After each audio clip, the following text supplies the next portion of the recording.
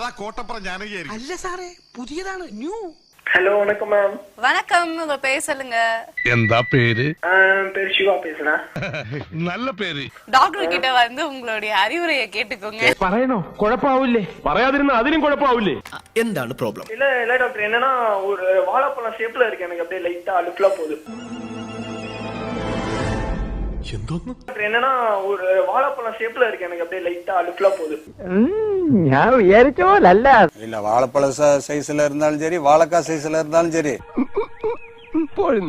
தாம்பத்திய வாழ்க்கை பாதிக்காது, கண்டிப்பா பாதிக்காது. അത് കേട്ടാ മതി ഞങ്ങൾക്ക്. வாழைப்பழ தோல் உறிஞ்சிருக்கா இல்ல உரியாம இருக்கா?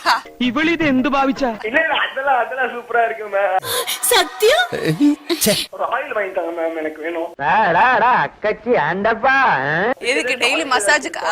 വെറുതെ വലിച്ചതിന്റെ കൈവെള്ളയിലെ തുണി കളയാന്നല്ലാതെ യാതൊരു ഫലവുമില്ല. சரி, மசாஜ் பண்றதுக்கு ஆள் இருக்கா? കടച്ചിലല്ല, കൈപ്പണിയാണ് സാർ. ரொம்ப நன்றி சிவா, கால் பண்ணதுக்கு. തോമസേ